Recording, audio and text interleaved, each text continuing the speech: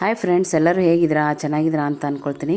ನಾನು ಕೂಡ ತುಂಬ ಚೆನ್ನಾಗಿದ್ದೀನಿ. ನಾನಿವತ್ತು ನಿಮಗೆ ಮೆಂತ್ಯ ಸೊಪ್ಪಿನ ಪಲ್ಯ ಹಾಗೆ ಈರುಳ್ಳಿ ಸೊಪ್ಪಿನ ಪಚಡಿ ಅಥವಾ ಸಲಾಡ್ ಯಾವ ರೀತಿ ಮಾಡೋದು ಅನ್ನೋದನ್ನು ತೋರಿಸ್ತಾ ಹೋಗ್ತೀನಿ ಬನ್ನಿ.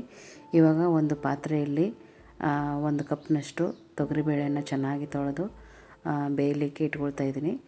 ಕುಕ್ಕರಲ್ಲಿ ಬಿಟ್ಟು ಪಾತ್ರೆಯಲ್ಲಿ ಯಾಕೆ ಹಾಕ್ತಾಯಿದ್ದೀನಿ ಅಂತಂದರೆ, ಕುಕ್ಕರಲ್ಲಿ ಬೇಗ ಅದು ಒಂಥರ ಬೆಂದುಬಿಡುತ್ತೆ ಬೇಗ. ಹಾಗಾಗಿ ಇದು ಪಾತ್ರೆಯಲ್ಲಿ ಹಾಕಿದರೆ ನಮಗೆ ಎಷ್ಟು ಬೇಕೋ ಅಷ್ಟು ಕನ್ಸಿಸ್ಟೆನ್ಸಿಯಲ್ಲಿ ಬೇಯಿಸ್ಕೊಳ್ಬೋದು ಅಂತ ನಾನು ಪಾತ್ರೆಯಲ್ಲಿ ಹಾಕಿ ಬೇಯಿಸ್ಕೊಳ್ತಾ ಇದ್ದೀನಿ. ಪಾತ್ರೆಯಲ್ಲಿ ಹಾಕಿ ಯಾಕೆ ಬೇಯಿಸ್ಕೊಳ್ಳೋದು ಅಂತಂದರೆ, ಈ ಪಲ್ಯಗೆ ಜಾಸ್ತಿ ಅದು ಬೇಳೆ ಏನಿರುತ್ತಲ್ಲ ಜಾಸ್ತಿ ಬೇಯಬಾರ್ದು ಫ್ರೆಂಡ್ಸ್. ಹಾಗಾಗಿ ಪಾತ್ರೆಯಲ್ಲಿ ಹಾಕಿ ಬೇಯಿಸ್ಕೊಳ್ತಾ ಇದ್ದೀನಿ. ನಾನು ನಿಮಗೆ ಕನ್ಸಿಸ್ಟೆನ್ಸಿ ತೋರಿಸ್ತೀನಿ ಅದು ಯಾವ ರೀತಿ ಇರಬೇಕು ಅಂತ.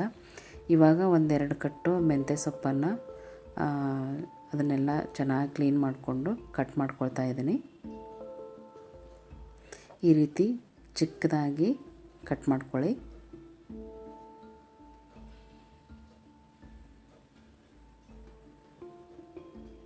ಎಷ್ಟು ಸಾಧ್ಯ ಆಗುತ್ತೋ ಅಷ್ಟು ಚಿಕ್ಕದಾಗಿ ಕಟ್ ಮಾಡ್ಕೊಳ್ಳಿ ಫ್ರೆಂಡ್ಸ್. ಇದೆಲ್ಲ ಕಟ್ ಆದಮೇಲೆ ಇವಾಗ ತೊಗರಿಬೇಳೆ ಬೆಂದಿದೆ ಇಲ್ಲೋ ಅಂಥೇಳಿ ಚೆಕ್ ಮಾಡೋಣ.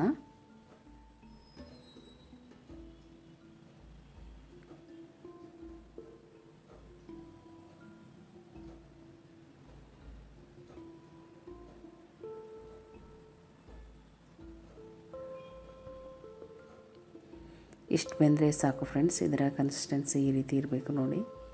ಜಾಸ್ತಿ ಸಾಂಬಾರಿಗೆ ಹಾಕೋ ಥರ ಆಗಿರಬಾರ್ದು. ಈ ರೀತಿ ಇದ್ದರೆ ಪಲ್ಯ ತುಂಬ ಚೆನ್ನಾಗಿ ಬರುತ್ತೆ. ಇವಾಗ ಸ್ಟವ್ ಮೇಲೆ ಒಂದು ಬಾಳೆಗೆನ ಇಟ್ಕೊಂಡು ಅದಕ್ಕೆ ಎಣ್ಣೆಯನ್ನು ಸೇರಿಸ್ತಾ ಇದ್ದೀನಿ. ಎಣ್ಣೆ ಬಿಸಿ ಆಗಲಿ. ಅದಕ್ಕಿವಾಗ ಒಂದು 3-4 ಹಸಿಮೆಣಸಿನ್ಕಾಯಿನ ಸಣ್ಣದಾಗಿ ಹೆಚ್ಚಿಟ್ಕೊಂಡಿದ್ದೀನಿ. ಸ್ವಲ್ಪ ಹುಣಸೆಹಣ್ಣಿನ ರಸ ತೊಗೊಂಡಿದ್ದೀನಿ. ಹಾಗೆ ಬೆಳ್ಳುಳ್ಳಿಯನ್ನು ಜಜ್ಜಿ ಇಟ್ಕೊಂಡಿದ್ದೀನಿ. ಇವಾಗ ಎಣ್ಣೆ ಬಿಸಿಯಾಗಿದೆ. ಇದಕ್ಕಿವಾಗ ಸಾಸಿವೆಯನ್ನು ಹಾಕ್ಕೊಳ್ಳೋಣ.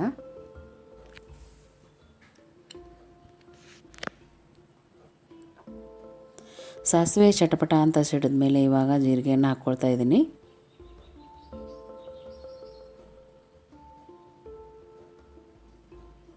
ಬೆಳ್ಳುಳ್ಳಿಯನ್ನು ಸೇರಿಸ್ಕೊಳ್ಳೋಣ. ಜಜ್ಜಿಟ್ಟಿರುವಂಥ ಬೆಳ್ಳುಳ್ಳಿಯನ್ನು ಸೇರಿಸ್ಕೊಳ್ಳೋಣ. ಹಾಗೆ ಹಸಿಮೆಣಸಿನ್ಕಾಯನ್ನು ಸಹ ಸೇರಿಸ್ಕೊಳ್ಳೋಣ. ಇವನ್ನೆಲ್ಲವನ್ನು ಚೆನ್ನಾಗಿ ಫ್ರೈ ಮಾಡ್ಕೋಬೇಕು ಫ್ರೆಂಡ್ಸ್. ಈ ರೀತಿ ಒಂದು ಸಲ ಈ ಮೆಂತ್ಯ ಸೊಪ್ಪಿನ ಪಲ್ಯ ಮಾಡಿ ನೋಡಿ, ಖಂಡಿತವಾಗ್ಲೂ ಇಷ್ಟಪಡ್ತೀರಾ.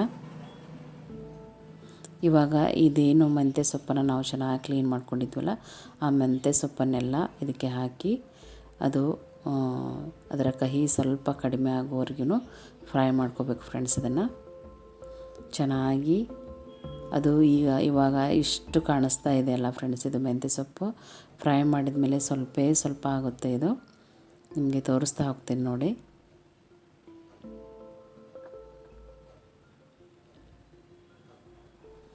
ಈ ರೀತಿ ಫ್ರೈ ಮಾಡೋದ್ರಿಂದ ಕಹಿ ಅಂಶ ಸ್ವಲ್ಪನೂ ಇರೋದಿಲ್ಲ ಫ್ರೆಂಡ್ಸ್. ಅದರಲ್ಲಿ ತಿನ್ನೋದಕ್ಕೂ ತುಂಬ ಚೆನ್ನಾಗಿರುತ್ತೆ.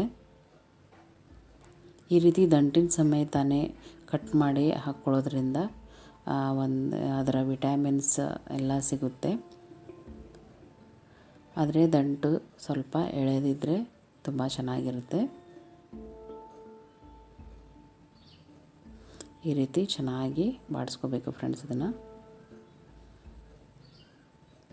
ನೋಡಿ ಎಷ್ಟೆಲ್ಲ ಸೊಪ್ಪಿತ್ತು, ಇವಾಗ ತುಂಬ ಕಡಿಮೆ ಆಗಿದೆ. ಈ ರೀತಿ ಚೆನ್ನಾಗಿ ಬಾಡಿಸ್ತಾ ಬರಬೇಕು. ಇದು ಚೆನ್ನಾಗಿ ಬೆಂದ ಮೇಲೆ ಇವಾಗ ಬೇಳೆಯನ್ನು ಸೇರಿಸ್ಕೊಳ್ಳೋಣ. ಇದು ಬೇಯಿಸಿಟ್ಕೊಂಡಿರುವಂಥ ಎಲ್ಲ ಬೇಳೆಯನ್ನು ಸೇರಿಸ್ಕೊಳ್ಳೋಣ.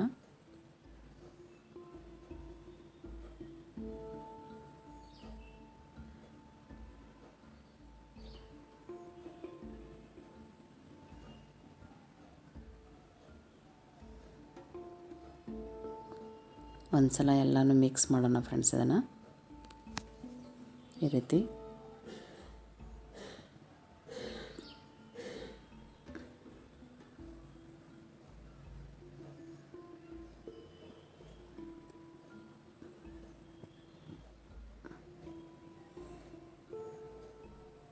ಇದೆಲ್ಲ ಚೆನ್ನಾಗಿ ಮಿಕ್ಸ್ ಆದಮೇಲೆ ಇವಾಗ ಇದಕ್ಕೆ ಉಪ್ಪನ್ನು ಸೇರಿಸೋಣ.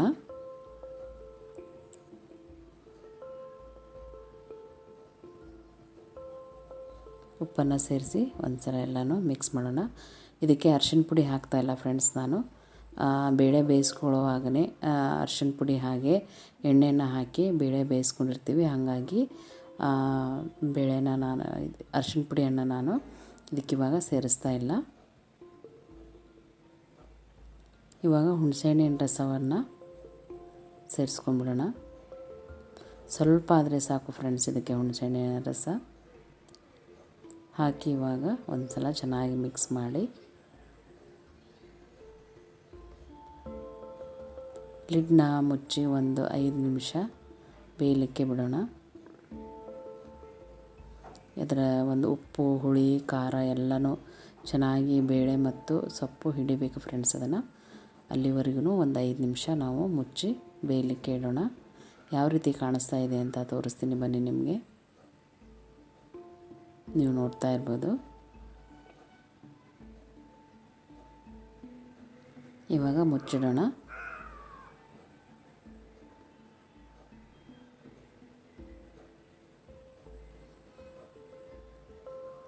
ಐದು ನಿಮಿಷ ಆಗಿದೆ ಫ್ರೆಂಡ್ಸ್. ಇವಾಗ ಬೆಂದಿದೆಯಾ ಅಂತ ಚೆಕ್ ಮಾಡೋಣ. ಈ ರೀತಿ ನೀರೆಲ್ಲ ಬಿಟ್ಕೊಂಡ್ಮೇಲೆ ಎಲ್ಲನೂ ಮಿಕ್ಸ್ ಮಾಡಿ ಇವಾಗ ಪಲ್ಯ ರೆಡಿಯಾಗಿದೆ ಅಂತಲೇ ಅರ್ಥ.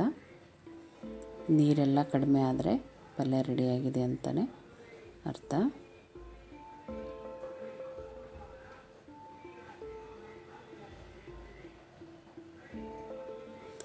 ಇವಾಗ ಈರುಳ್ಳಿ ಸೊಪ್ಪಿನ ಪಚಡಿ ಅಥವಾ ಸಲಾಡನ್ನು ಮಾಡೋದು ಹೇಗೆ ಅಂತ ತೋರಿಸ್ತಾ ಹೋಗ್ತೀನಿ ಬನ್ನಿ. ಇದಕ್ಕೆ ನಾನು 1 ಕಟ್ನಷ್ಟು ಈರುಳ್ಳಿ ಸೊಪ್ಪನ್ನು ತೊಗೊಂಡಿದ್ದೀನಿ. ಅದನ್ನು ಇವಾಗ ಚಿಕ್ಕದಾಗಿ ಕಟ್ ಮಾಡ್ಕೊಳ್ತಾ ಇದ್ದೀನಿ. ಈ ರೀತಿ ಚಿಕ್ಕದಾಗಿ ಕಟ್ ಮಾಡಿಕೊಂಡು ಚೆನ್ನಾಗಿ ಒಂದು 3-4 ಸಲ ಆದರೂ ಅದನ್ನ ವಾಶ್ ಮಾಡ್ಕೋಬೇಕು ಫ್ರೆಂಡ್ಸ್. ಅಂದರೆ ಅದರ ಒಂದು ಘಾಟ್ ಇರುತ್ತಲ್ಲ ಅದು ಸ್ವಲ್ಪ ಕಡಿಮೆ ಆಗುತ್ತೆ, ಹಾಗೆ ಕ್ಲೀನೂ ಆಗುತ್ತೆ. ಈ ರೀತಿ ಚೆನ್ನಾಗಿ ಕಟ್ ಮಾಡ್ಕೊಳ್ಳಿ.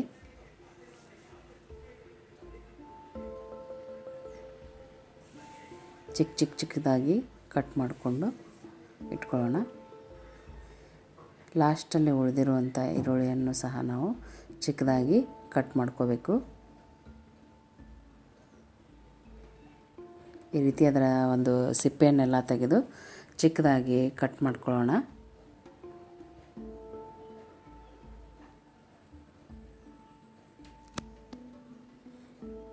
ಈ ರೀತಿ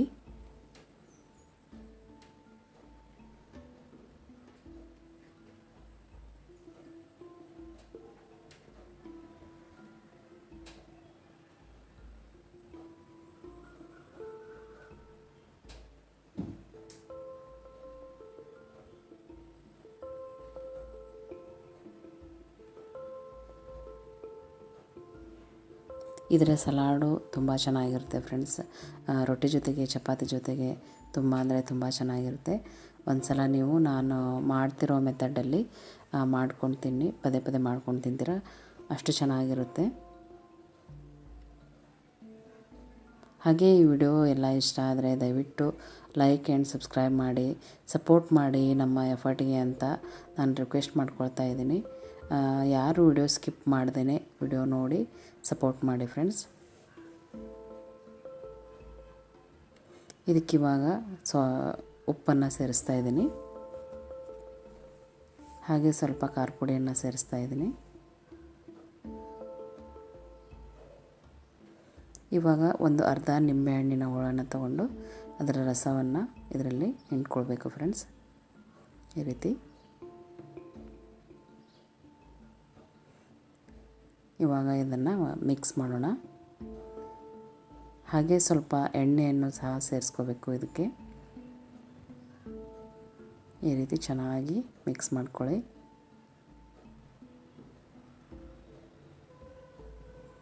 ರೊಟ್ಟಿ ಜೊತೆಗೆ, ಚಪಾತಿ ಜೊತೆಗೆ ಸೂಪರ್ ಕಾಂಬಿನೇಷನ್ ಅಂತಲೇ ಹೇಳ್ಬೋದು.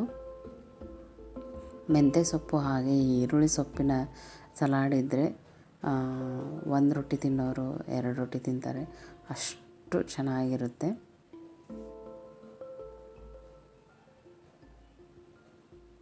ಇದಿವಾಗ ರೆಡಿಯಾಗಿದೆ. 1-2 ನಿಮಿಷ ಉಪ್ಪು ಕರಗಲಿಕ್ಕೆ ಬಿಟ್ಬಿಡಬೇಕು ಫ್ರೆಂಡ್ಸ್. ಇದನ್ನು ಉಪ್ಪೆಲ್ಲ ಆವಾಗ ಕರಗಿರುತ್ತೆ. ಆಮೇಲೆ ಸರ್ವ್ ಮಾಡ್ತೀನಿ. ಯಾವ ರೀತಿ ಕಾಣಿಸ್ತಾ ಇದೆ ಅಂತ ನೋಡಿ.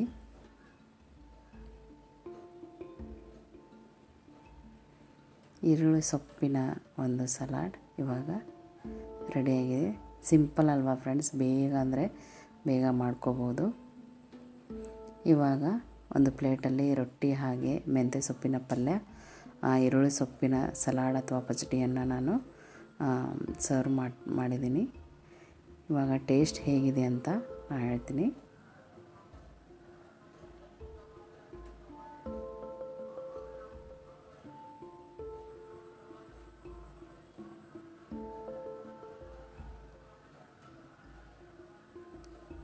ಟೇಸ್ಟ್ ಮಾತ್ರ ಸೂಪರ್ ಆಗಿದೆ ಫ್ರೆಂಡ್ಸ್. Thank you.